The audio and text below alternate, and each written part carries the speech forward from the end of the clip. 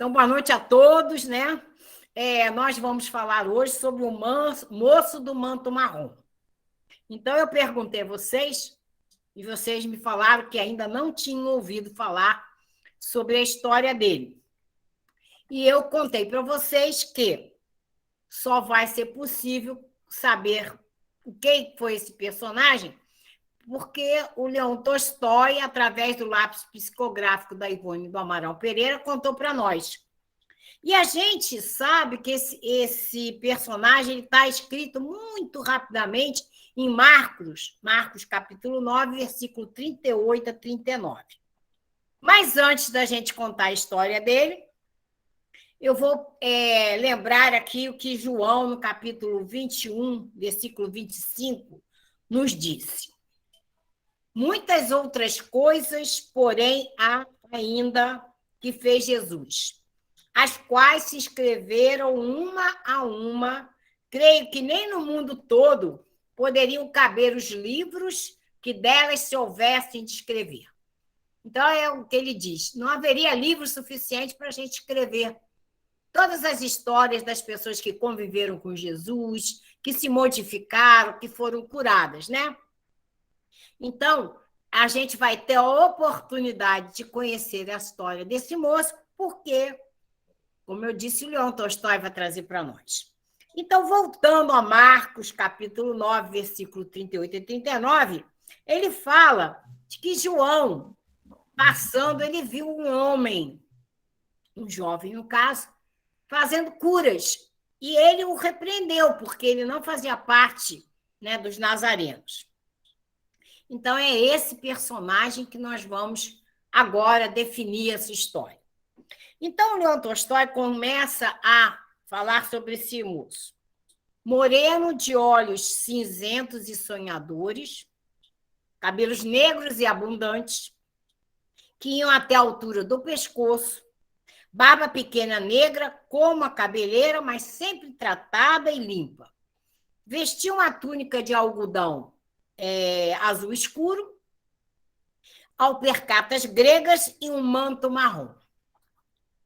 A tiracolo, ele trazia, de um lado, um saco de couro de carneiro, onde ele guardava envoltos em retalhos de linho muito alvo, 2 roletes de madeira, espécie de carretéis, um deles sendo suprido de papiros, utilizados para a escrita pelos intelectuais da época, conforme o uso grego. Estiletes e sais coloridos, né, e uma espécie de flauta, um pífano. E do outro lado, no outro saco, ele trazia um alaúde. Bom, mais tarde a gente vai entender por que essa descrição, que é importante, né? Então, Tolstói conta que quando ele é moço, ele vivia sozinho, muito calado, né? E depois nós vamos ver que, através dele não se pronunciar nunca, ficava também difícil de saber qual era a nacionalidade dele. Mais tarde, ele seria o arauto do evangelho. Nós vamos ver que é aquele que vai, por meio da pregação, tornar uma notícia pública. Bom, então ele parecia egípcio, não fosse a cor dos olhos. Talvez fosse grego, dadas as particularidades do apetrecho que ele trazia para a escrita. Aí a gente vai fazer um parênteses aqui.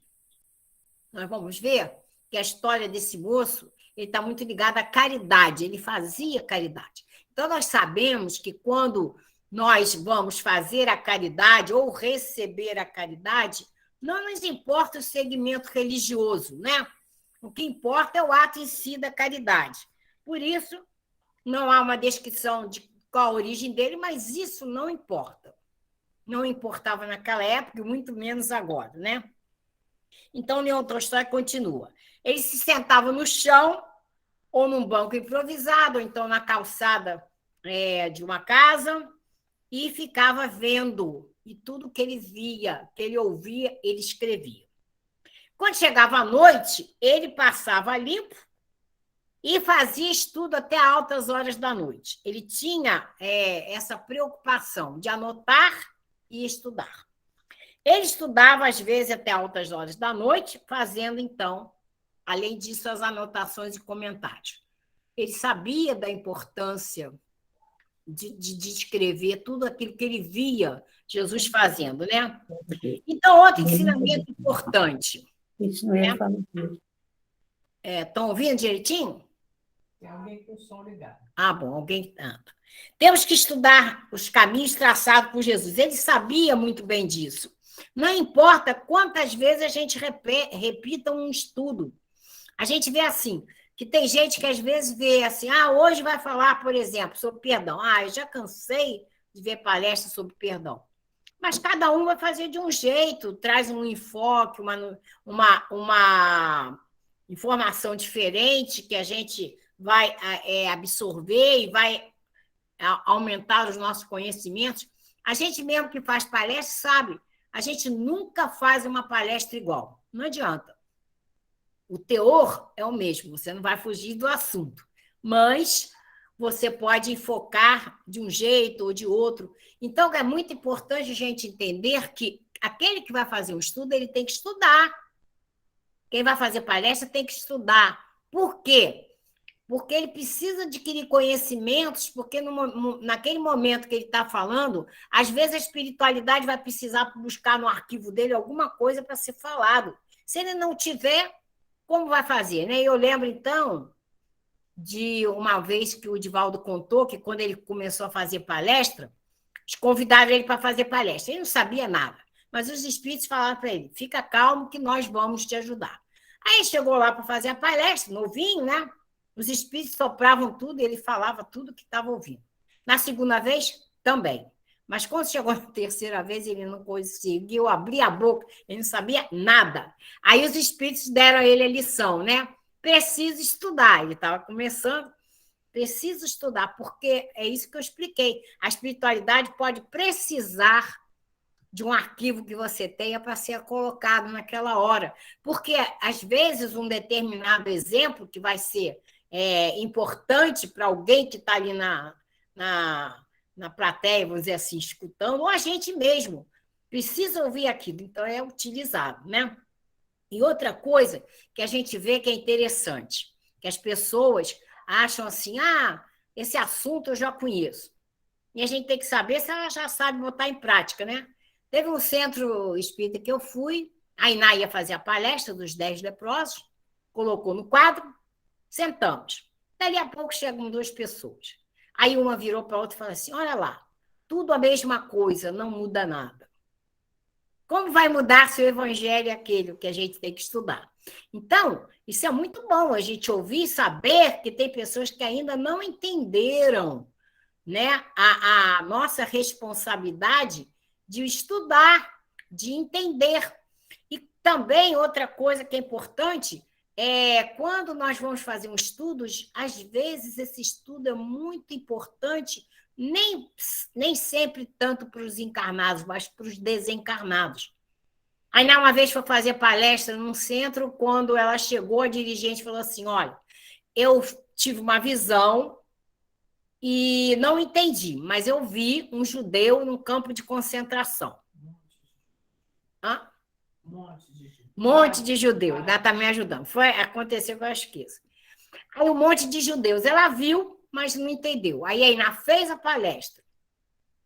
E aí, na palestra, ela falava sobre Jesus. E aí acabou a palestra, ninguém se manifestou, mas na mediúnica deles, naquela semana, ele apareceu. Apareceu e falou para eles que eles estavam ali, um grupo grande, e que eles escutaram palestra e que eles estavam interessados em conhecer esse Jesus. Olha só que importante. Então, a gente vê que, muitas vezes, vai abranger realmente, né, muitos desencarnados que são trazidos para também terem oportunidade de estudar. E a gente vê assim muitas pessoas falando, não trazem conhecimentos novos. Se a gente não sabe o beabá, não põe em prática, que importa para a gente um conhecimento maior se não sabemos ainda o que nós precisamos colocar em prática, né? Então, a gente precisa ter os conhecimentos interiorizar, meditar e fazer o que é principal, colocar em prática no nosso dia a dia, né? Isso é a nossa grande responsabilidade. Por que nós estamos reencarnados? Para crescer espiritualmente. E qual é a possibilidade de nós crescermos? É se nós soubermos o caminho traçado por Jesus e colocá-los em prática. Porque muitos de nós sabemos, né? Sabemos que somos trabalhadores da última hora. Mas qual o mérito que nós temos em estar aqui como trabalhadores de última hora? A quantas reencarnações já fomos chamados e não respondemos? Estamos aqui. Senão a gente já teria, né, alçado um mundo melhor. Então, o que nós temos que fazer é nos esforçar para melhorar o quanto antes, né? E a gente sabe, então, que nós estamos sendo chamados a colocar em prática esses ensinamentos para a gente poder crescer realmente espiritualmente. Então, temos que ter um esforço, temos que nos esforçar para isso, né? Continuando a descrição desse moço do manto marrom. Era muito erudito, escrevia em grego, aramaico e latim, ou, por vezes, ele compunha versos acerca do que ouvira e do que vira. Pois mais de uma vez ele presenciou curas extraordinárias feitas por Jesus. Então, Leon Tolstói conta que ele presenciou quando o chefe da sinagoga de Cafarnaum, Jairo, procurou Jesus pedindo, né, para que ele fosse à sua casa, pois sua filha estava com uma febre muito alta. E a gente pode fazer outro parênteses aqui. Imaginem um chefe da sinagoga, que no tempo de Jesus era um fariseu instruído na lei e na interpretação, portanto, praticamente inimigo de Jesus, chegar até Jesus e pedir isso. Porque ele tinha entendimento, assim como Nicodemos, do poder de Jesus, né? E ele foi até ele. Então, quando Jesus estava se dirigindo à casa de Jairo, né? Jesus foi temporariamente interrompido para fazer uma outra cura, a da hemorroíça, que há 12 anos sofria dessa hemorragia sem parar. Bom, e aí é interessante a gente ver que o moço no manto marrom estava ali. Ele assistiu essa cura. Ele viu quando, porque foram empurrando Jesus e Jesus ficou entre ele e a hemorroíça. Então, ao tocar no manto, ela ficou curada. E ele viu. E ele ficou muito emocionado, né? Tanto é que ele beijou o manto de Jesus naquele exato momento, né? Então, Jesus voltou-se, fitou esse moço em silêncio, pousou sua mão sobre a sua cabeça e o abençoou. Eles trocaram olhares, mas não foi dita nenhuma palavra. Então, a gente imagina a emoção desse moço, né? Ser abençoado por Jesus. E, logo em seguida, né, veio a notícia que a filha de Jairo tinha morrido. Aí perguntaram para Jairo, em Marcos 5:35. Ué, se a sua filha morreu, por que você ainda está incomodando o mestre para levá-lo até lá? Ela já morreu. Mas Jesus conforta Jairo. Ele diz assim, não temas, crê somente. Marcos 5:36. Estou falando para vocês que quiserem, né, depois pesquisar. Então, olha a fé inabalável de Jairo. Jesus disse, não temas, crê. Ele foi junto com ele. Quando chegaram lá, as pessoas chorando, achando que a menina estava morta. E Jesus fala para ele, a menina não está morta, mas dorme. Marcos 5:39. E agora vem o relato de Lucas, no capítulo 8, versículo 54, que diz que Jesus ordenou, menina, levanta-te. E aí o seu espírito retornou. Bom, o moço do manto marrom, ele assistiu todas essas curas, né? E aí, neste momento, né, ele assistiu à cura da filha de Jairo, ele depois pegou os seus tubos, seus estiletes, carretéis, os papiros e foi anotando tudo aquilo que ele tinha visto. E porque ele tinha um entendimento, né, da importância de guardar esses ensinamentos. E o Leão Tolstói continua. Alguns dias depois, numa praça, aguardavam Jesus, várias pessoas, ele estava junto, uma multidão aguardando Jesus e nada de Jesus aparecer. Então, eles achavam, falaram, talvez Jesus esteja em outro lugar, né? Mas as pessoas começaram a ficar impacientes, começaram a gemer, se queixando. E aí, no meio-dia, tomado de profunda compaixão, o moço levantou-se da sombra de uma videira, onde estava sentado desde madrugada, aproximou-se de um daqueles endemoniados que estava em convulsão. Colocou a sua mão sobre a sua cabeça e falou o seguinte: em nome de Jesus Nazareno, filho de Deus vivo, retira-te deste homem e vai em paz. E aí aquele homem ainda rolou um bocado no chão, gritou, esperneou, mas de repente ele levantou, sacudiu a poeira da roupa e foi embora curado. E o jovem do manto marrom passou o restante daquele dia curando obsedados. Parecia ser a especialidade dele, né? Nos dias seguintes, continuou fazendo a mesma coisa.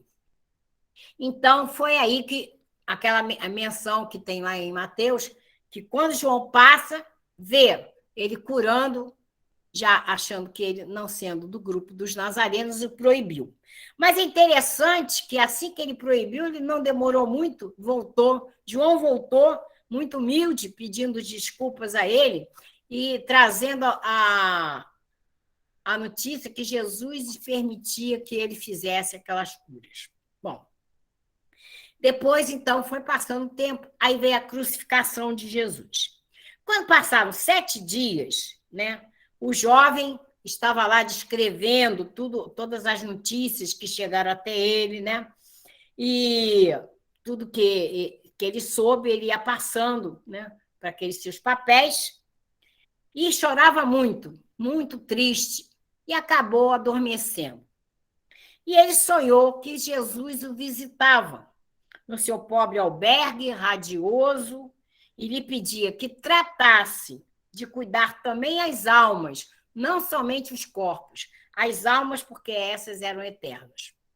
Então, ele recebeu do próprio Jesus essa incumbência. Continuando a narração. Assim, o moço do manto marrom passou a atrair crianças e jovens para perto de si através da música. Tocava melodias doces com a sua flauta, e quando já tinha um grupo mais ou menos à sua volta, ele começava a contar histórias. Contava a história de um príncipe que desceu do céu para ensinar o amor aos homens. Ele, então, aproveitava e narrava tudo que ele tinha visto, tudo que ele tinha ouvido, né?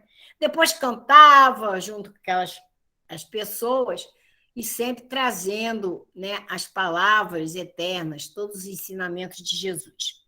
Então, nós vamos fazer um outro parêntese aqui. Aqui nós temos outra lição importante. Jesus disse, ide e pregai. Então, para ele, ficou bem claro, porque ele fazia isso, né? Então, fazer o que estamos fazendo agora é muito importante. Nós estamos estudando a Boa Nova, com a possibilidade de passar adiante, né, os nossos conhecimentos, porque como eu já falei, é importante conhecer esse caminho para a gente ter possibilidade de colocar em prática e crescer espiritualmente. Mas uma coisa que é muito importante, mais do que falar, é a gente fazer, né? A gente exemplificar aquilo que nós estudamos.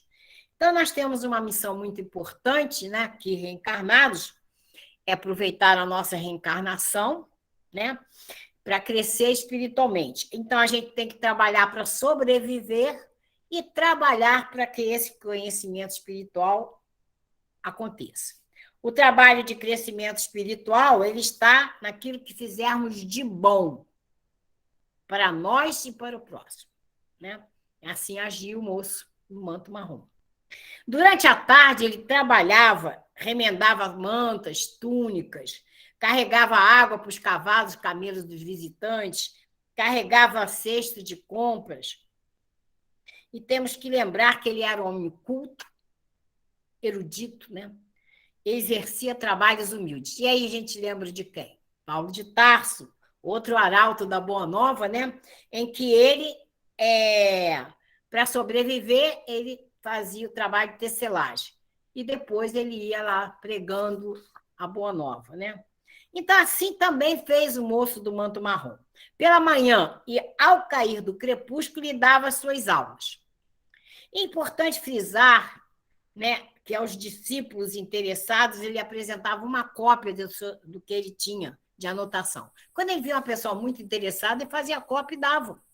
E aí, ele também, quando via que aquele grupo em que ele estava falando já apresentava um certo conhecimento, ele já mudava de região.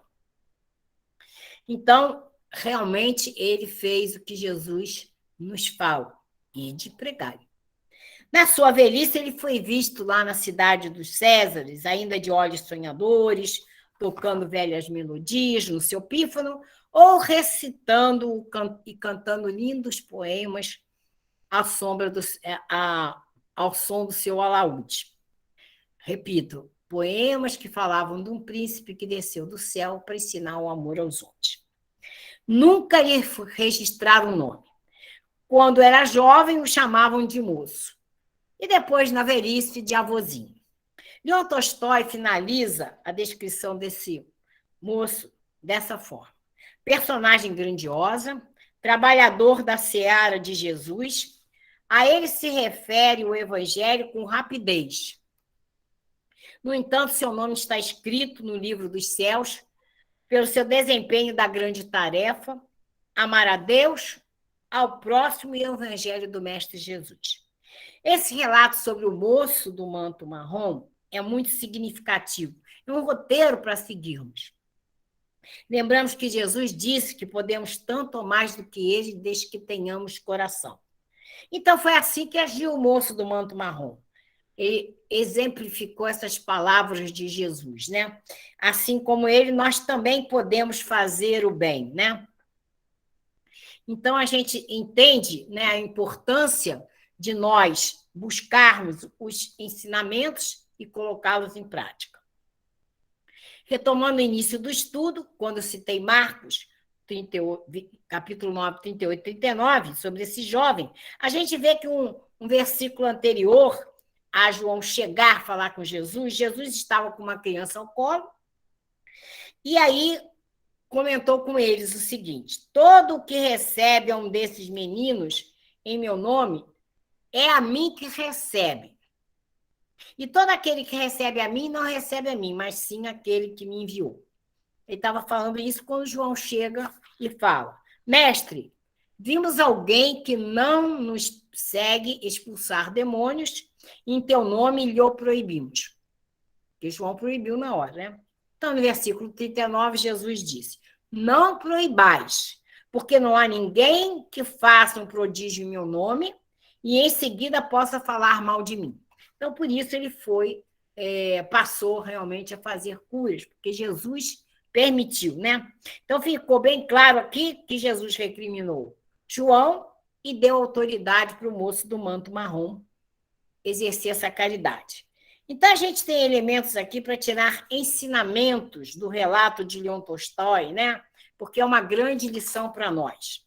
Então, como eu disse agora mesmo, Jesus disse que podemos tanto ou mais do que ele, desde que tenhamos coração, a gente tem que entender que qualquer um de nós, imbuídos de amor, podemos ajudar as pessoas à nossa volta, ajudar o nosso próximo.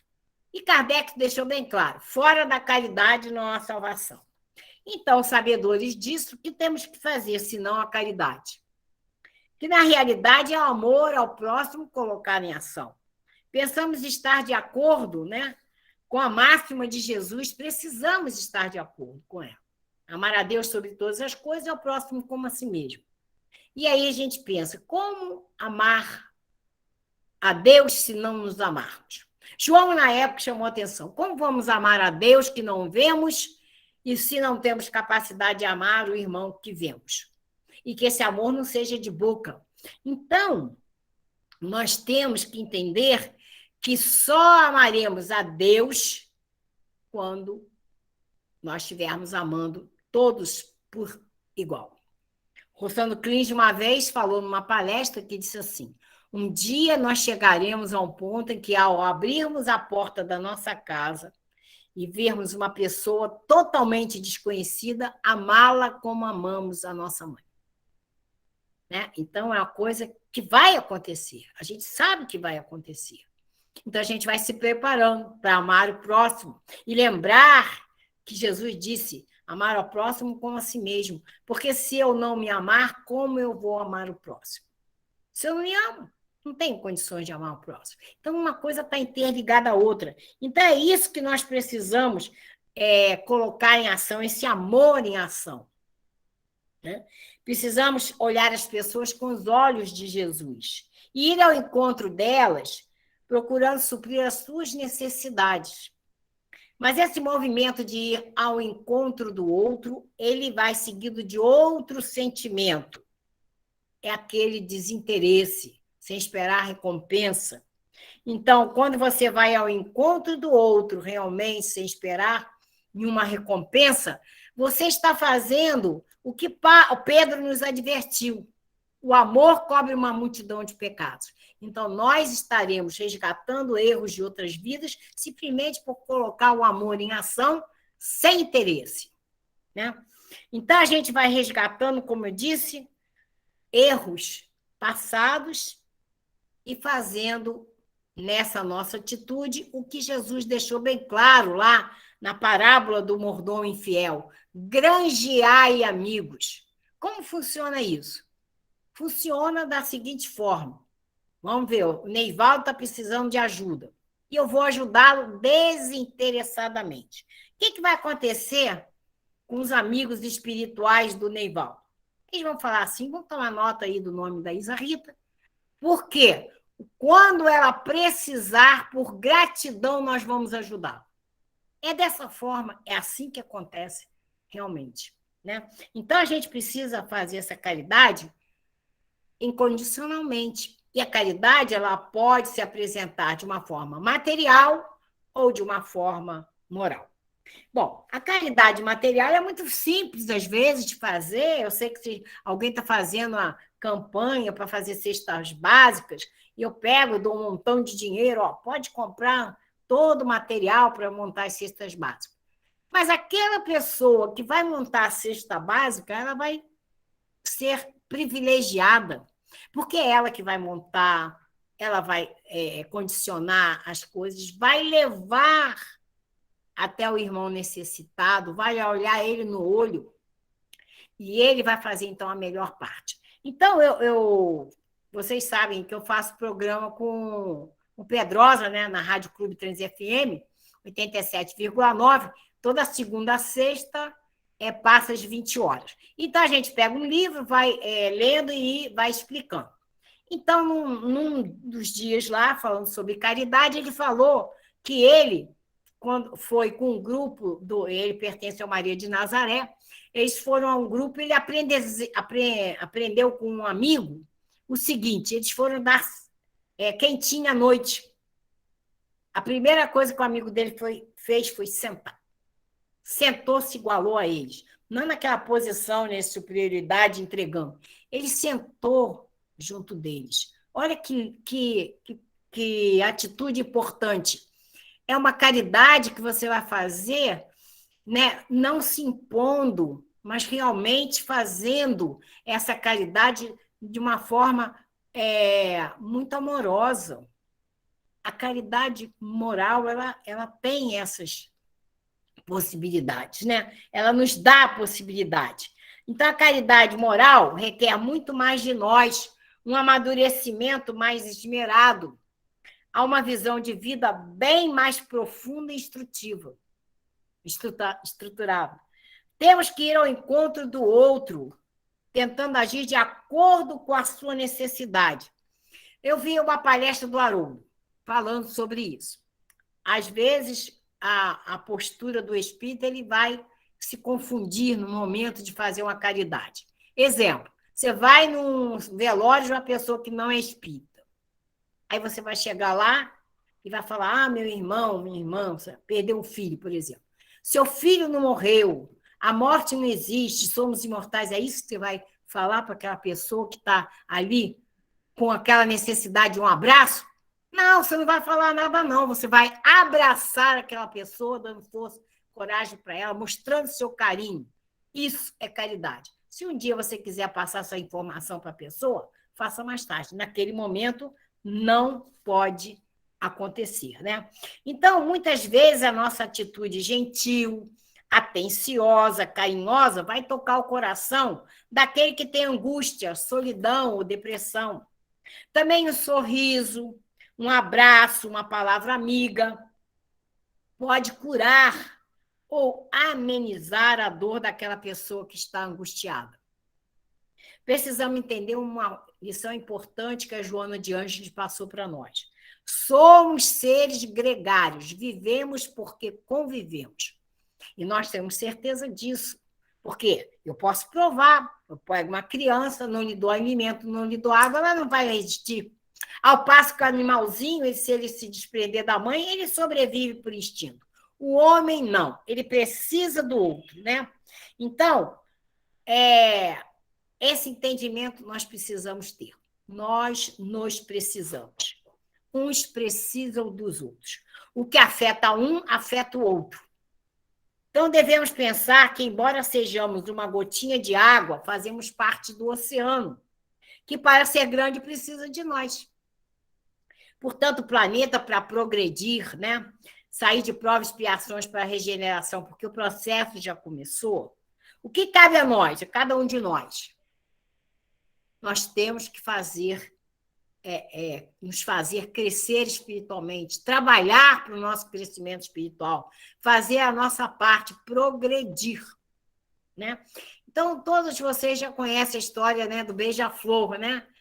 Um incêndio na floresta, o beija-flor ia lá, pegava uma gotinha e trazia, ia lá, trazia, até que debocharam dele. O que você acha tão importante você fazendo isso? Você acha que você vai acabar com o incêndio? Isso não, estou fazendo a minha parte. Então, a gente precisa entender o quanto é importante sermos solidários, fraternos, ter compaixão em relação ao próximo. Isso é caridade. E aqui eu vou fazer um parênteses, porque eu vou fazer uma comparação. Mostrar a diferença entre compaixão e pena. Muitas pessoas acham que isso é a mesma coisa, mas não é. Trazem comportamentos bem diferentes. A energia da compaixão é muito poderosa. Faz você, inclusive, agir para diminuir a dor do outro ser vivo. Existem monges que meditam durante horas a fio pedindo a energia da compaixão para o mundo. A energia de ter pena é uma dor que você sente quando vê o sofrimento de alguém, mas ela é uma energia receptiva e passiva. Por exemplo, você vê um cachorrinho, foi atropelado, está machucado na rua. Em vez de cuidar dele, você só tem pena. Portanto, a dor é que lhe incomoda, não lhe motiva a mudar para outro estado vibratório. Já a compaixão é quando você busca a dor do outro dentro de si, que entra em você não para te causar incômodo, mas para ajudar aquele ser vivo a processar aquele sofrimento. Portanto, a compaixão é ativa. Você busca agir para diminuir a dor do outro. E nós temos um exemplo, né, maravilhoso, dado por Jesus, né, de compaixão, que é quando ele narra para nós, né, o bom samaritano. Então, a gente vê que aquele homem foi agredido, passa o levita, passa Ih, fugiu, gente. Me ajudem. Levita, sacerdote. O sacerdote. Passa o sacerdote, levita, e nada, eles passam. Mas o samaritano, bom samaritano, que era mal visto naquela sociedade, ele desceu do cavalo e foi cuidar dele. Ele foi o único que teve realmente a compaixão. Então, aceitar que o sofrimento é inevitável, mas pode ser minimizado, né, na hora certa, com sabedoria. Vejam só, eu não estou fugindo ao tema caridade, pelo contrário, estou mostrando outra forma de exercermos caridade. Lembro agora que o exemplo de compaixão foi muito bem explicado na passagem, estou repetindo, do bom samaritano. Então, gente, é que nós temos que ter esse entendimento. Quando a gente se sensibiliza com a dor do outro, nós vamos ao seu encontro. Não importa o rótulo, se é solidariedade, amizade, compaixão, fraternidade, importa que a gente realmente vá ao encontro do outro para ajudá-lo. Precisamos lembrar que uma alegria compartilhada se transforma em dupla alegria. E uma dor compartilhada se transforma numa meia dor. Então, vou trazer uma história aqui para ficar bem exemplificado para nós que, quando acontece uma coisa com um, afeta o outro. Um rato estava olhando pelo buraco da fechadura, vendo, conhece o Neivaldo Jair? Vendo lá os senhores, né, da casa desembrulhar um embrulho lá bonitão. Aí, chega, quando eles desembrulham, uma ratoeira. O rato ficou louco. Uma ratoeira, uma ratoeira. Saiu aterrorizado, gritando, porta fora, né? E aí chegou perto da galinha. Tem uma ratoeira na casa. E ela, muito educada, né? Ela falou assim, desculpe-me, senhor rato. Eu entendo que isso seja um grande problema para o senhor, mas não me prejudica em nada. Não me incomoda. E aí ele ficou desanimado, foi até o porco, falando a mesma coisa. Há uma ratoeira na casa. Respondeu o porco. Desculpe-me, senhor rato, mas não há nada que eu possa fazer pelo senhor, a não ser orar. Fique tranquilo que o senhor será lembrado nas minhas orações. Tá bonzinho, né? O rato, então, foi até a vaca. Quando ele falou, gritando que tinha ratoeira, ela falou, o que, seu rato? Aí ela olhou assim para ela, se por acaso o senhor acha que eu estou em perigo? Se isso daí não me diz respeito. Então, ele voltou para casa, muito triste, né? Ninguém tinha sido solidário a ele. Ele ficou, né? Voltou para ver o que ia acontecer. Naquela noite, estava escuro ainda, a ratoeira fez o barulho, a dona da casa desceu para ver o que a ratoeira tinha pego. E não percebeu que era uma cobra venenosa. A cobra picou a mulher. O fazendeiro levou ela imediatamente para o hospital. Voltou com febre. E todo mundo sabe que para alimentar alguém com febre, nada melhor que uma canja de galinha. Então o fazendeiro pegou o cutelo e foi providenciar o ingrediente principal para a canja. A mulher continuou doente. Muitas pessoas para vir visitá-la. Não teve jeito, matou o porco. E como ela desencarnou, teve o funeral, ele foi obrigado a sacrificar a vaca. Então, na próxima vez que você ouvir alguém dizer que está diante de um problema, acredite que o problema também lhe diz respeito. Aí você vai se lembrar que quando há uma ratoeira na casa, toda a fazenda corre risco. Acho que ficou bem exemplificado. O problema de um é o problema de todos, né? Então, para o progresso do planeta acontecer, é preciso que cada um de nós se disponha a melhorar, né? Então, é preciso exercer o amor. É preciso que uns se preocupem com os outros, né? Então, quando a gente se preocupa, nós estamos colocando o amor em ação. Sabemos que o amor-ação é fazer caridade ao próximo sem questionamento, sem esperar recompensa. Desculpe.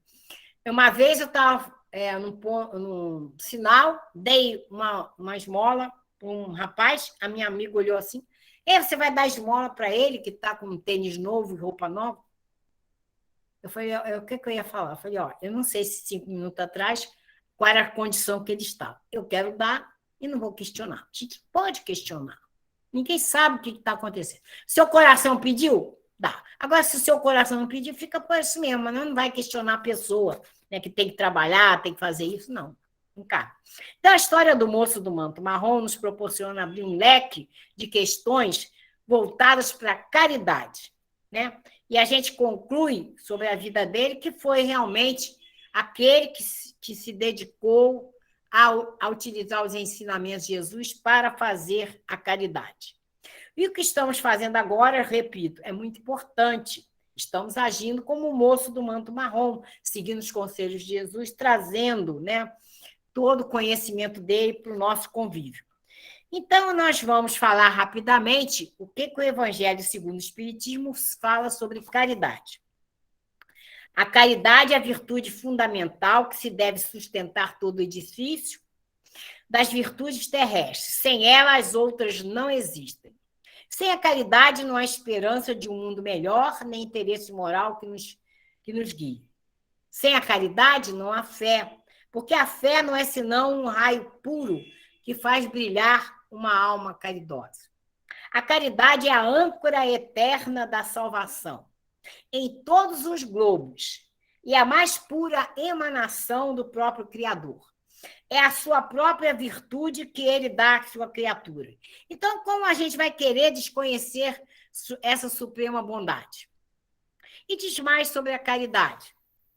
Sede bons e caridosos, essa é a chave dos céus que tendes em vossas mãos. Toda a felicidade eterna está encerrada na máxima. Amai-vos uns aos outros. A alma não pode se levar nas regiões espirituais, senão pelo devotamento ao próximo. Ela não encontra felicidade e consolação, senão nos impulsos da caridade. Sede bons, sustentai vossos irmãos, deixai de lado a horrível chaga do egoísmo. E vamos lembrando que o Evangelho também traz uma síntese sobre caridade. Toda a moral de Jesus se resume na caridade e humildade. Quer dizer, nas duas virtudes contrárias ao egoísmo e orgulho. Em todos os seus ensinamentos, Jesus mostra que essas virtudes são elas que vão nos trazer o caminho da felicidade eterna. Porque ele chamou tanta atenção, nossa, nos importarmos com a felicidade eterna. Então, já falamos que temos dois tipos de caridade, a moral e a material. A caridade material muito cômoda, mas a caridade moral envolve atitudes magnânimas, como a indulgência. Não podemos criticar, como eu dei esse exemplo, como vamos criticar, como vamos julgar o próximo. Então, fazer um pequeno leque de outras oportunidades de nós exercermos a caridade. Perdoar as ofensas, perdoar os inimigos. Tem gente que diz assim, eu já perdoei. Não quero ver nunca mais na minha vida, nem na próxima reencarnação. Isso é perdoar? Claro que não. Você está lá carregado de raiva, de ódio. E tem gente que até foi perguntado ao Divaldo. Que coisa estranha, Divaldo. Eu vejo uma pessoa que me fez o mal, quando eu olho para ela, eu lembro. Mas aí ele perguntou, está carregado de raiva, de ódio? Não, mas eu lembro, eu acho estranho. Ele falou, simplesmente porque você tem memória. Você olha e lembra. Mas se não estiver carregado de raiva, né, e de rancor, você realmente perdoou. E uma coisa que é muito importante a gente lembrar, saber se perdoar. As pessoas têm facilidade de perdoar os outros, mas não se perdoam. Errei, fica aqui remoendo, às vezes anos. Então, vamos parar para pensar. Quando eu errei, eu tinha um entendimento. Passa-se os anos, eu percebo que eu errei. Então, por que eu errei? Porque ignorava. Eu não sabia que estava errado. Então, como é que eu vou me cobrar se eu fiz uma coisa que eu não sabia? Então, a Joana de Anjos diz que é aquele momento precioso de você tomar consciência que errou e não fazer mais. Né? É isso aí. Então, outra coisa, conseguir suportar uns aos outros. Nossa, esse aí, né, para a gente, a maioria das pessoas tem problemas na família. Então, as pessoas procuravam o Chico e falavam, Chico, eu estou na família errada, no trabalho errado. Eu digo, não, você está exatamente onde deveria estar. Por quê? Se nós estamos com uma família consanguínea e há problemas, não é por acaso. A gente programou, a gente está lá com a oportunidade de quê? De acertar as arestas, saber, dentro daquele convívio familiar, saber perdoar, ter indulgência, ter compaixão. né? A gente não pode ser egoísta, não pode ser orgulhoso. Então, é um treino que a gente vai fazendo com a nossa família consanguínea para depois a gente passar para fora dos nossos muros e fazer exatamente com todos os irmãos que nós temos. Então, temos parentes difíceis? Muitos temos, né? Então, olha só, uma vez eu fiz uma palestra para assistidos no Amor ao Próximo. Estava cheio. Aí eu gosto de fazer uma pergunta, às vezes, quando eu toco nesse assunto. Eu pergunto assim: quem não tem problema familiar, levanta o dedo. Ninguém levanta, nem eu, né? Mas aí a casa estava cheia. Aí um menino foi lá e levantou o dedo. Quando ele levantou o dedo, todo mundo olhou assim para ele. Aí o pessoal falei: você não tem problema familiar, não? Tem problema com seus familiares? Eu não tenho problema com a minha família, porque não tenho família. Aí o pessoal soltou lá uma gargalhada, quando ele acabou, eu falei: mas eu sinto decepcionar você. Você podia fazer um favor para mim? Dá uma olhadinha aí no salão. Aí ele ficou: não, dá uma olhadinha no salão, olha para todo mundo aqui. Olhou? Pois eu vou te falar uma coisa. Todos nós, inclusive eu, somos seus irmãos, porque nós somos filhos do mesmo pai. Menino ficou sem graça. Mas não é? Ele falou que não tinha problema, então a gente tem que entender isso. Nós estamos juntos, porque é preciso, né? Então, outra coisa, saber calar ante as ofensas. Qual é a recomendação do Chico? Alguém me ofendeu.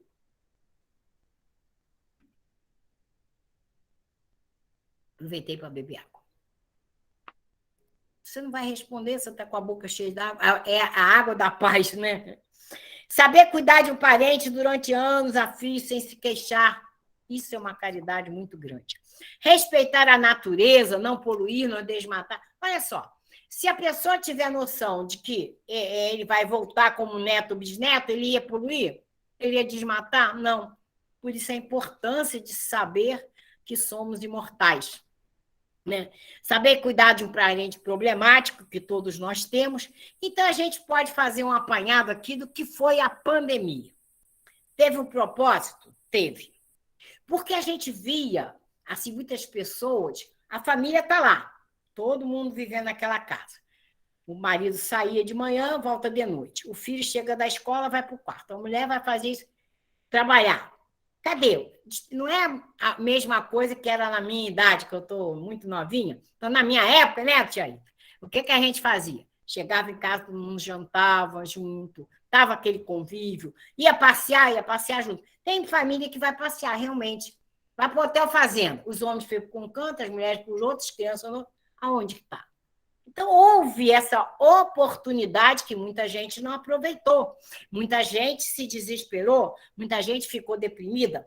Então, muitos de vocês, sabem, né, que eu faço a corrente de amor, ela cresceu por isso. São 740 dias que eu faço. Por quê? Minhas amigas desesperadas, que não podiam sair, não podia ver ninguém, passei a mandar mensagem, brincadeira, fazer um monte de coisa. E, paralelamente a isso, desde que começou a pandemia, eu e a Iná saímos na Páscoa, logo depois veio a Páscoa, né? A gente comprava uma flor, tocava a campainha, a pessoa aparecia: fulano, Feliz Natal, Natal, Feliz Páscoa, tará. A pessoa deixava o vasinho e ia embora, ia para outro canto. Fizemos isso no Dia das Mães, nos aniversários, né? Teve uma passagem que foi engraçada. Nós fizemos numa praça, tá todo mundo, não tinha ninguém. Aí era aniversário daquele senhor Meirelles, aí a gente, parabéns para...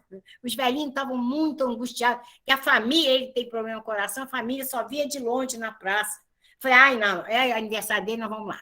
Aí que chega no dia seguinte, a minha amiga, que morava, que é do Dom Pedro II, no outro dia foi lá bater. Escutei, por acaso, Isa Rita e Iná estiveram aqui, escutei a voz dela. Vocês veem como do outro lado da praça. A gente gritou os parabéns.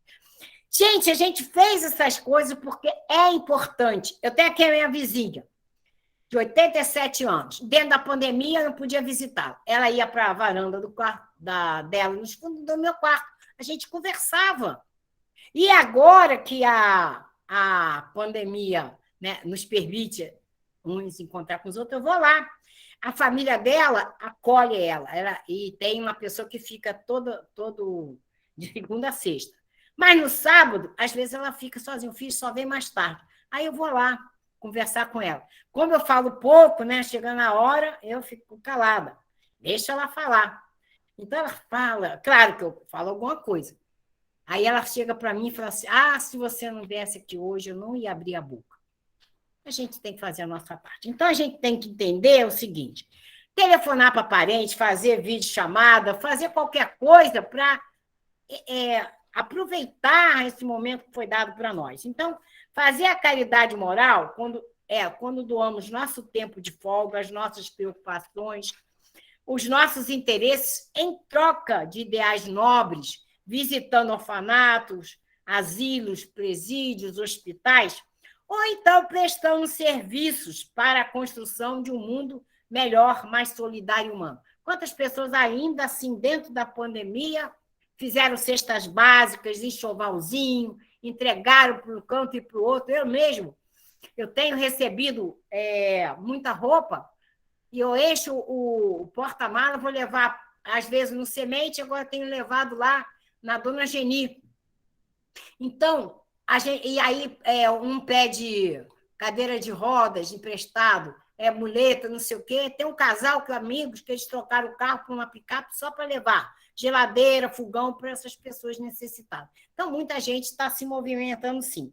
Então, a gente pode concluir o seguinte: o importante é que façamos a caridade, seja material ou moral, mas que façamos a caridade. Então, pois na medida que a gente planta alegria de viver nos corações que nos cercam, a providência divina, que tudo sabe ver, agirá da mesma forma, improvisando a nossa felicidade. Vamos lembrar de Francisco de Assis, que disse: é dando que se recebe e há mais alegria em dar do que receber. Diante de tudo isso, que nós vemos como é importante estudar o caminho traçado por Jesus, porque ele mesmo disse: eu sou o caminho, a verdade e a vida, quem quiser o Pai será através de mim. Podemos concluir ainda que devemos buscar personagens ligados a Jesus, como o moço do manto marrom, tirar os ensinamentos que nos vão dando direção certa para exercermos o amor incondicional, que é a escada da nossa ascensão espiritual. Então, era isso que eu queria trazer sobre o moço do manto marrom, agradecendo vocês o carinho, a atenção e desejando uma feliz Páscoa para todos. Muita paz.